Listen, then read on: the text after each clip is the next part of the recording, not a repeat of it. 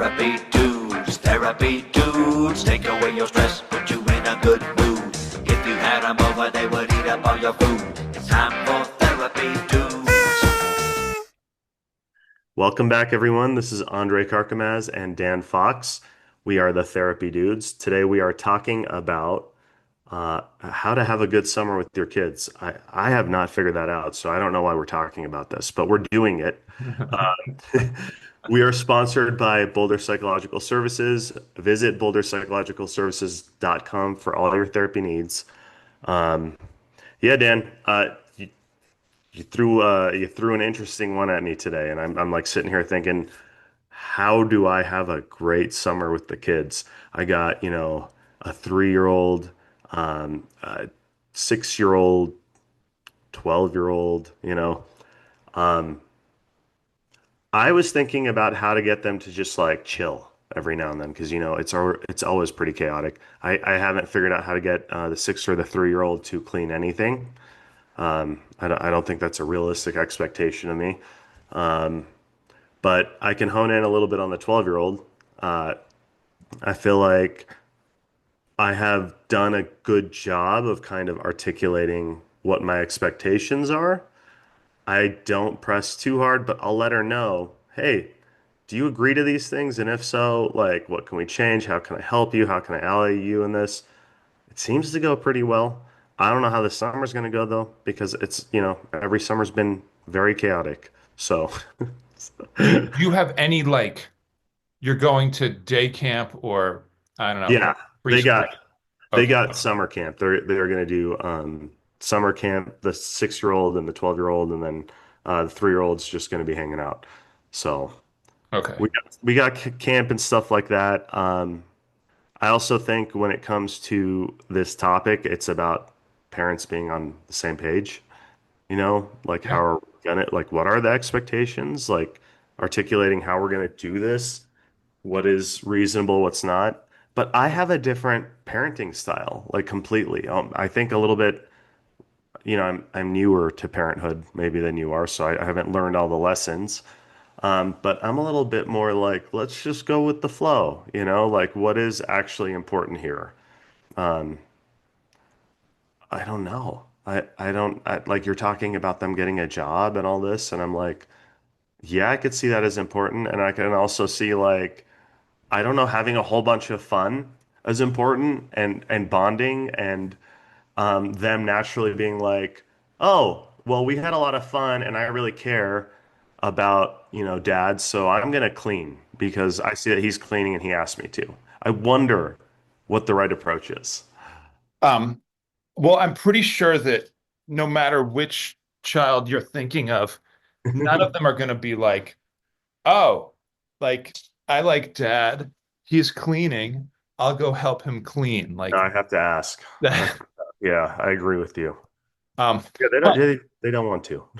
I would throw some well, and I'm gonna throw some basic questions at you. Oh, thank God. Okay, let's do this. So, how much screen time and is there a time of day when that screen time should be happening for your kids? And it might be different for the 3-year-old, the 6-year-old, the 12-year-old. What are your, intentions around that? What do you think is sort of Ugh. healthy and what do you think is tolerable?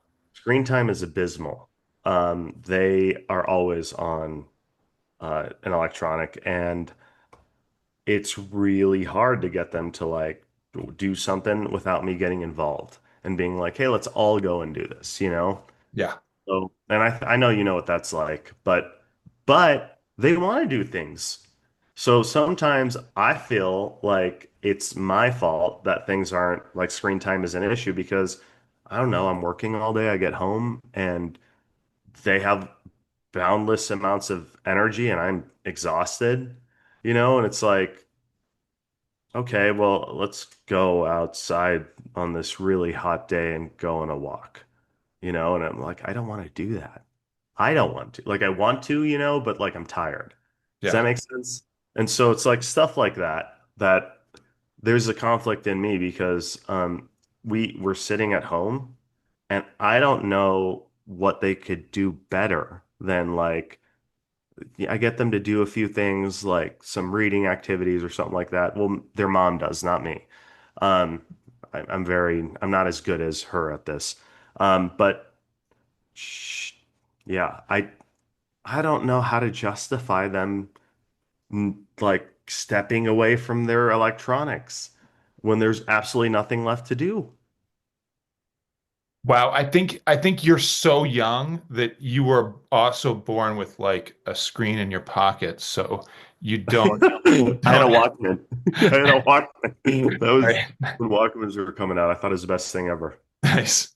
Skip if Um, you run, you know? so are you fundamentally okay with them waking up and, kind of first thing in the morning, getting on a screen and basically relating to one most of the day and then right up until they fall asleep? No, I don't like it. I just don't like, and that's my point is like, I don't like it, but I don't know how to justify pulling them away. Like, go to your room and play with something, or like, go outside and throw a ball or something like that. It feels like I have to be involved at the ages they're at with everything. So it's hard for me to like justify their screen use as being an issue because I don't know what they would do better after I get them to do everything. So I would challenge you in two ways. One is that I don't think it's your job to be the constant entertainer of them if they're not on screens. It's not your job to be like, I'm going to keep throwing stuff at them that's going to hopefully be more entertaining than their screen so that they're not mad at me or sad that I've taken away the screen for a while.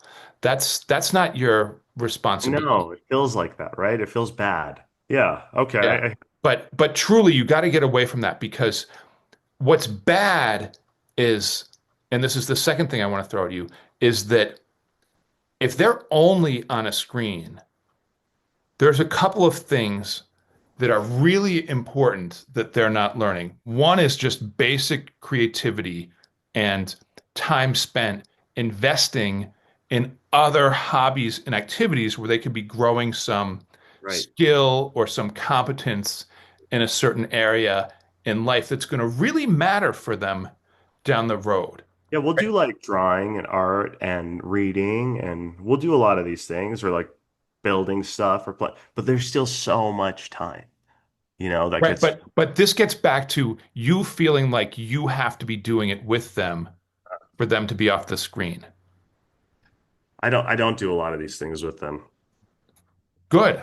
Yeah. But I think you were saying that your partner ends up being the one that does them. Or she'll give them these options. She's better about this than I am, for sure. Okay. Yeah. I I'm like more how at the like, beginning you said you have different parenting styles, and so far the difference is you just keep them on screens or try to entertain them like a clown, yeah. and she actually gets them to do activities. Yeah, no, she's the one that works harder than this. She is the activity person. She is let's go do this person. She's very much she's very high energy. I am a lot less high energy lately because of all the work and all the things that I've been involved with and so I get home and it's like we don't live together, so I have to drive over there. I get there and I just want to take a break. And she wants to go. Oh, he's finally here. Let's go. I'm like, oh Yeah, God. yeah. No, it's time for you to get your zest back I and know. be able to have some extra energy left for this particular thing because it's going to kick your ass if you don't like Oh God, I get a know. handle on it. And there's a couple like not just the opportunity cost of like time spent just clicking on a screen or just watching something passively, not just that there's an opportunity cost of the other things that they could be doing that are actually like skills and stuff that's like useful, but brain development on our screen is very questionable. Yeah, Usually that's we're just developing reliance on the screen. And most importantly, in terms of social and emotional development, we're not actually really developing much when we're on a screen. And the problem with that is that we tend to use the screen as a pacifier over time.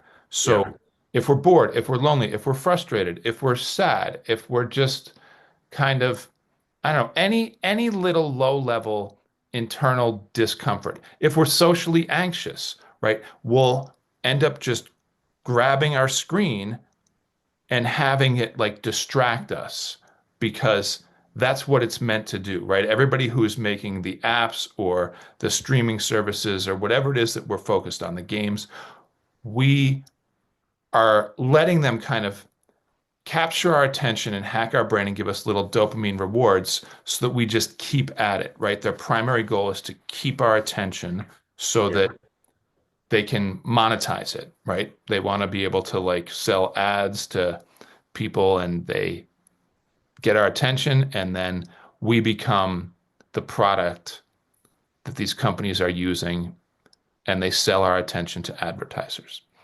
Mm. So it's important to get your kids off of these screens so that they just have to learn how to figure out how to deal with boredom, loneliness, sadness, frustration, social anxiety.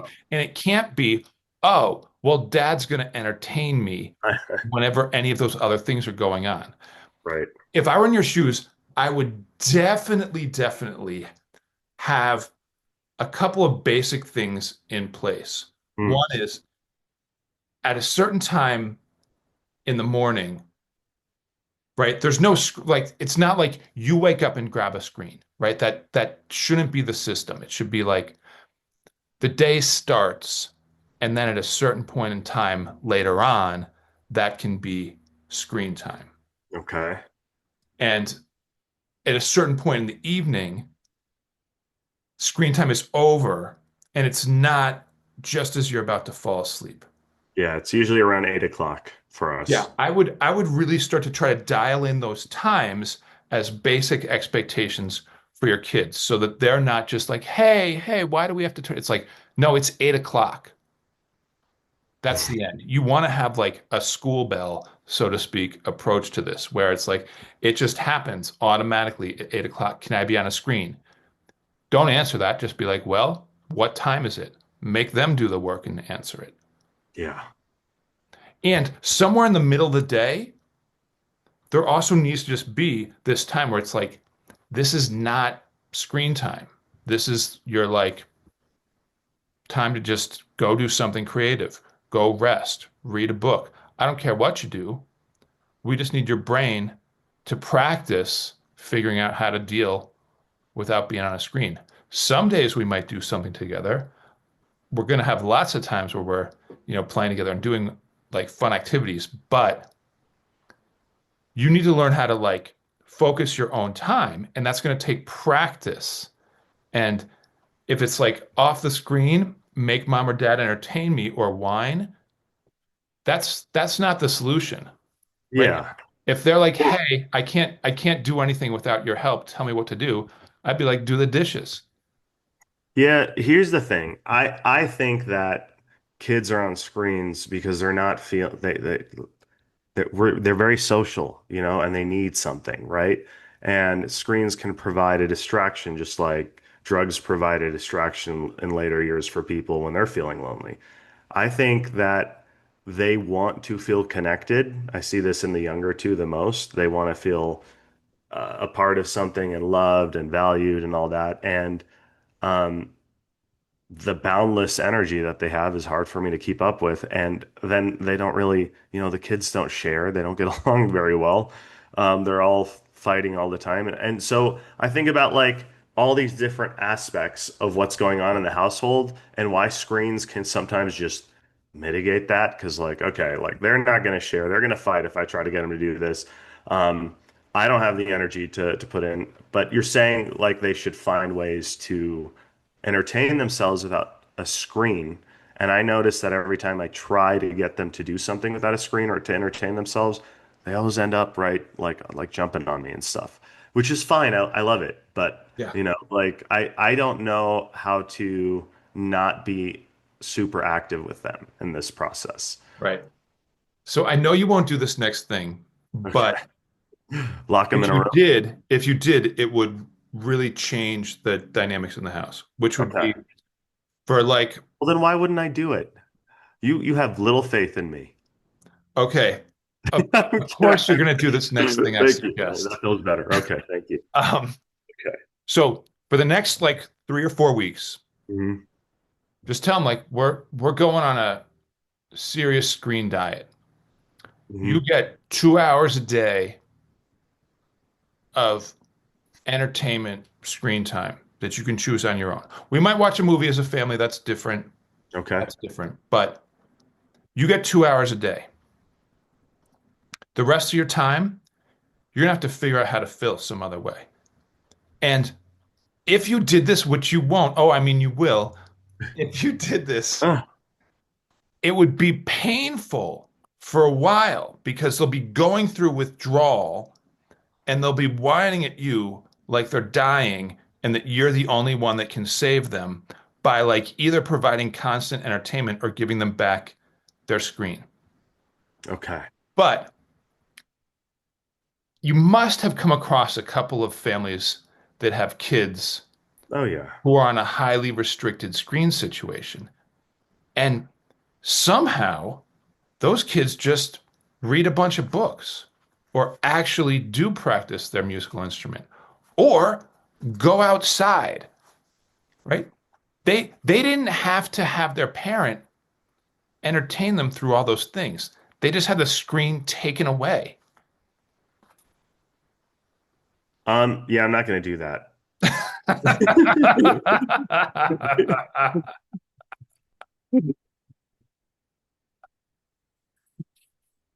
I'm sorry. Dude, that's just ridiculous. I'm kidding. So here's the thing. I can try it. I don't know how it's gonna go. I think I work with families. That's true. I don't work with, I typically don't even work with high schoolers. The families that I do work with, they sometimes have high schoolers, and I can work around that. I don't work with anyone below high school ever. Yeah. And so this is like in general, just like I'm more adult oriented in my work and like relational and all that, and work with trauma and stuff like that. So when I think about these things, sometimes like I apply principles that I would for adults, knowing that like it's probably not going to work because they're not there developmentally. But I've learned that the most important thing to do to change behaviors with kids is to attune to them. It's just at that age, at the ages that I'm dealing with. And it seems to work for short periods of time. The hard part for me is consistency. Like, and I've been told I'm the good cop, because, I will be like, well, we can just let this go. And it's like, no, Andre, it's you can't just let that go. You have to be consistent. And um I think I fail at that sometimes because I see the struggle that they're going through, and the like what you just said was like it's going to be hellish for a while, and I feel bad about it. And then I don't see like a reason in the present moment to do what we're doing. And maybe it's a disservice to them, but I also have a belief that through time they will find their social groups, they will figure out their interests, they will engage in it more, and I will encourage that. And But that if they have their screen and they've become addicted to it at a young age, they're going to do a lot less of that. Well, yeah, and so this is where we differ in parenting styles, her and I, because she does. I mean, we have a endless amount of activities throughout the week. We have Yeah, every sport under the sun, everything. We're going everywhere all the time. Well, good. she's taking them. I got to give her all the credit. She gets all the credit for this. Yeah. She takes them everywhere. She involves them in things constantly. So I I think, it's really hard to find something interesting to do in a house alone after you do a few things. And I don't know if I can justify like screens being gone for 22 hours of the day. Like it's hard for me to be like, yeah, that makes sense. Because I'm like, I don't But know. I think that you're you're putting too much pressure on yourself to be like, oh, if my kid is uncomfortable in any way, it's my job to fix it through Oh attunement. God. And it's not your job to fix it. And Okay. attunement isn't like the only tool.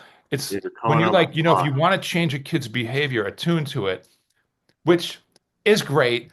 Right? Connection, great. Yes, yes. Number one answer, You top speaking answer on for the all the board. parents that are like, Andre, you don't get it.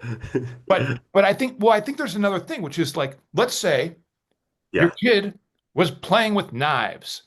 You Oh, need to well. fix that by attuning to No, no, what's going on no. all the time. You're You right. just get the Yeah. knives out of the room, And I say right? no, and that's dangerous and never again. Right. Put them up high where they can't reach it. Take them away, right? You don't have to like Well, I have those moments. do that with screens. Yeah, but I just that's it's not the same as a knife to me. You see what the problem is? Like I don't I'm trying to be okay. Somehow you are sensitive and loving.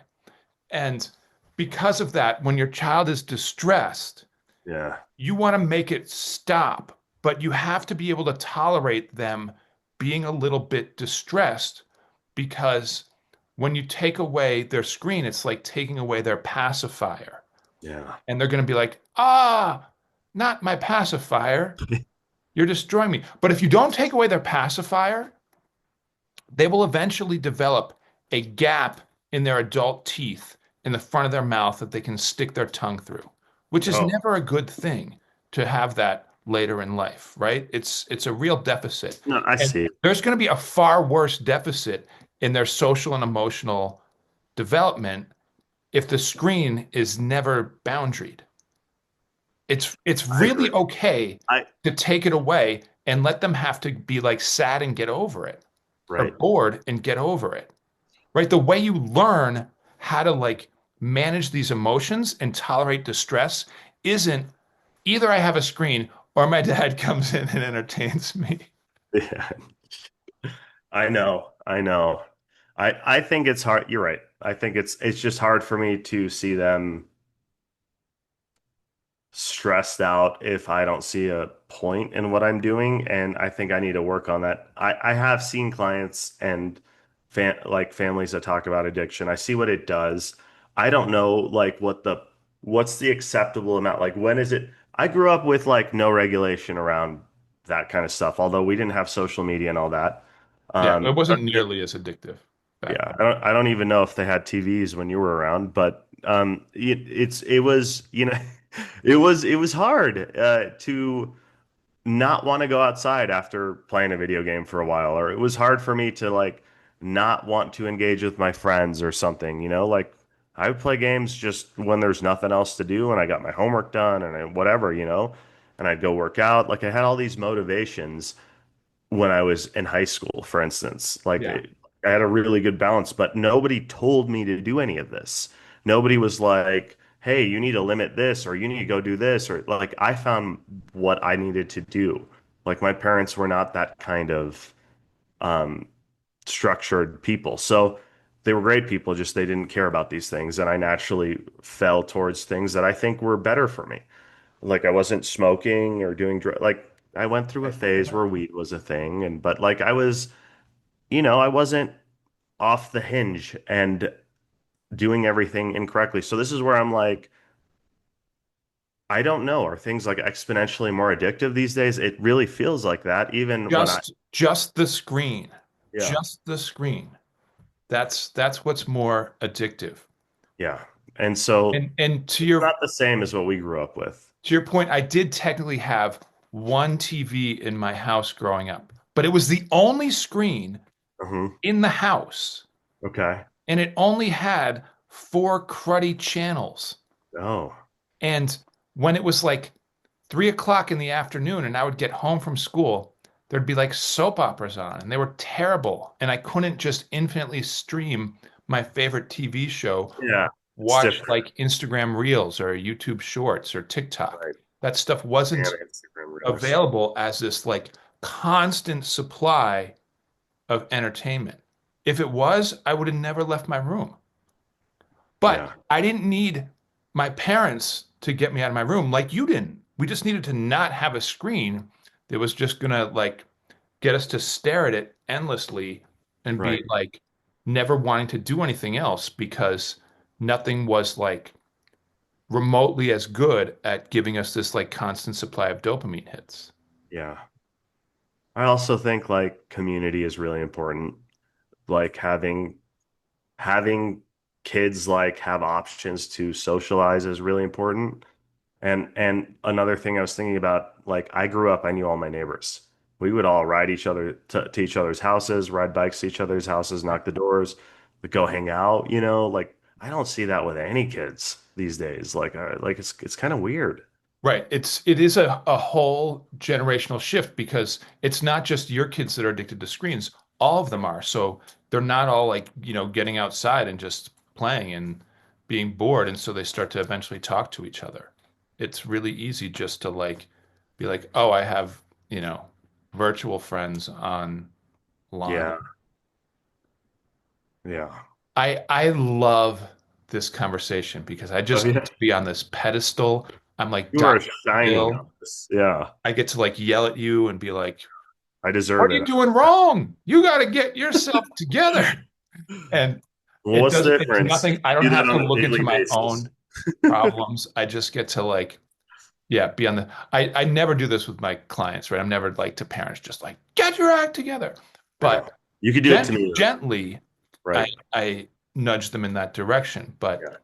I feel We like, have that bond. It's okay. yes, thank you. Thank Yeah, you. that's okay. I didn't feel like you did anything wrong. I actually know that I need a lot of help with this, and this is a growth edge of mine, and my like understanding of how to go about things as a new parent is not formulated off of experience or like a lot of things trial and like that much trial and error. So it's welcomed, Dan. It's welcomed, and I know I showed a lot of naivety here today, but That's I welcome too. hold that. Yeah, it's the truth. There are some things I'm much more inclined to understand than others, and parenting is relatively new, and it's fucking hard. Well, and you have very loving, caring instincts, right? Most of your like, just abstract stressors are going to be about like your kids and wanting the best for them. You like really think about them and you want to be a good dad and you're really focused on it. And that stuff is like paramount.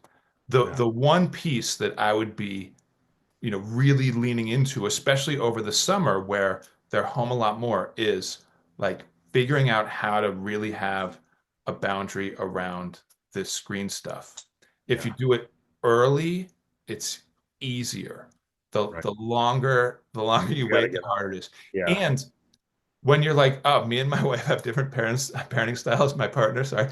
Um, I would lean into her style around this stuff for sure right. because I'm not sure what yours is based on, but it's, Nothing factual.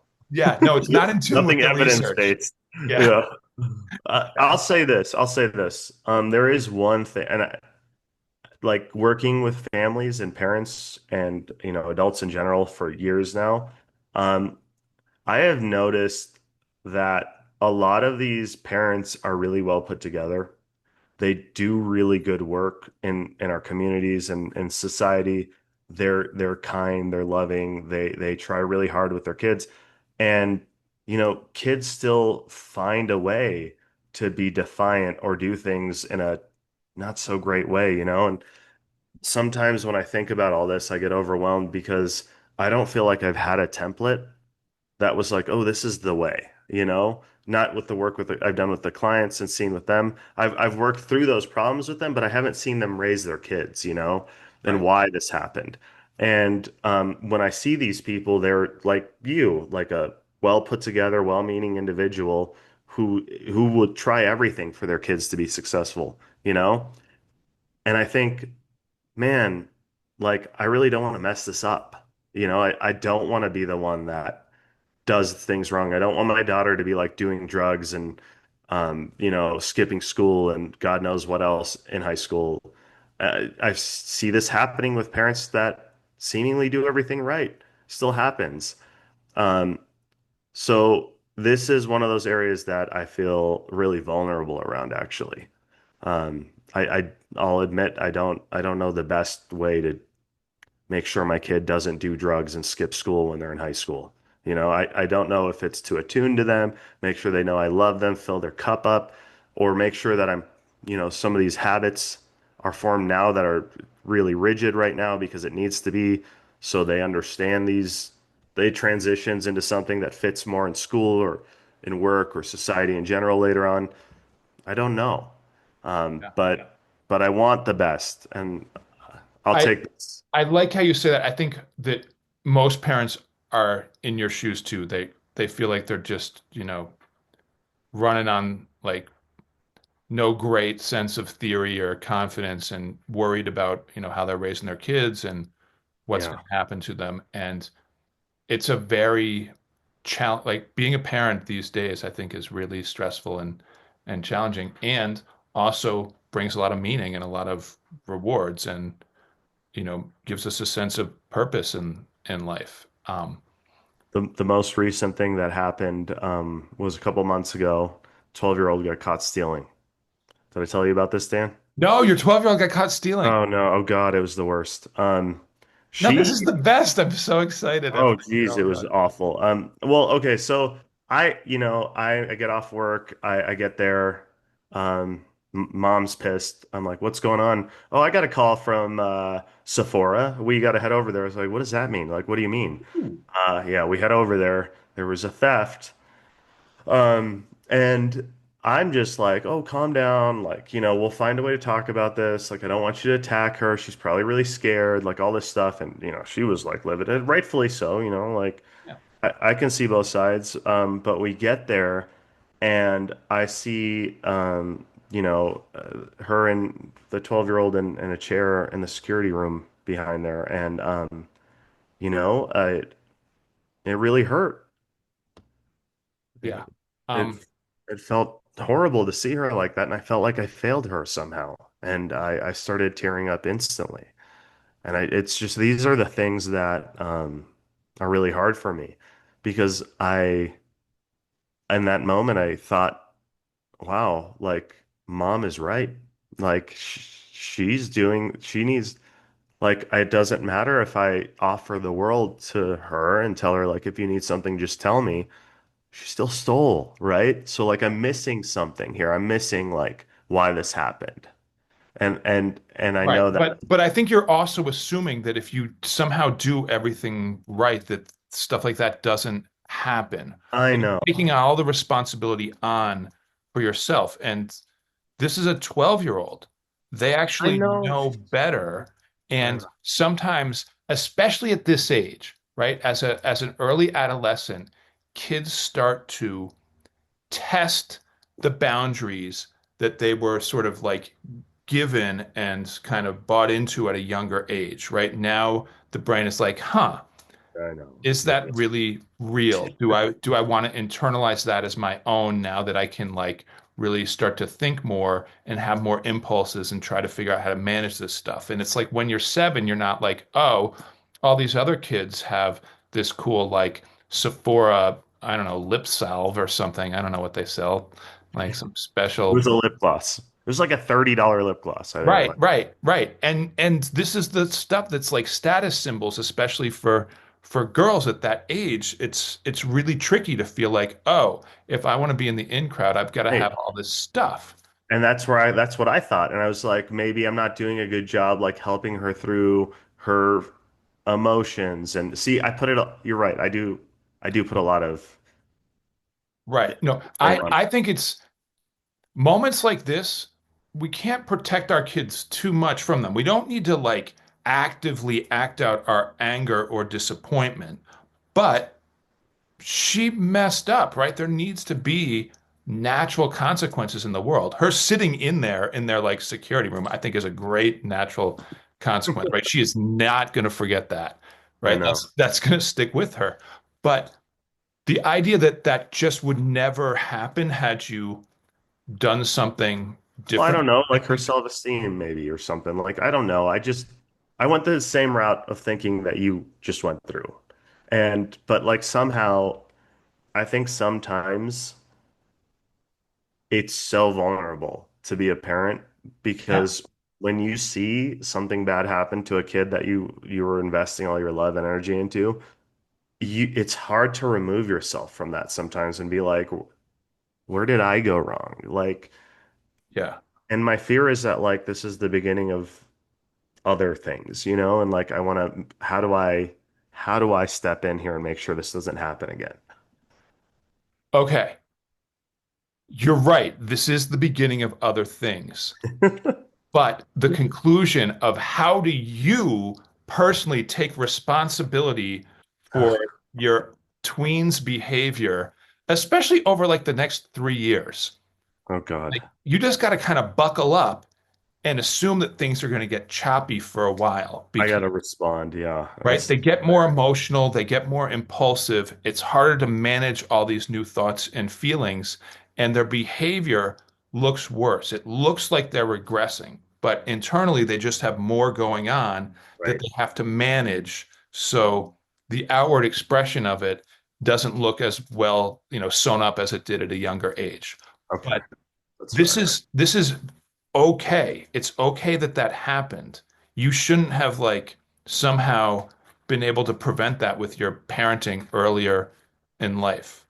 It's Yeah, I know, I know, I know. I think I have this is my personal work in relationships in general is like, what did I do wrong? I ask myself that a lot. I'm going to give you a oversimplified reframe, and having said it once, I'll expect that you Therapist. remember it forever. So Okay, thank you. the oversimplified reframe is to try not to judge these moments as like success or failure on her part or your part, but as like an opportunity to lean into an Understand. issue that normally wouldn't get that much attention. Fair.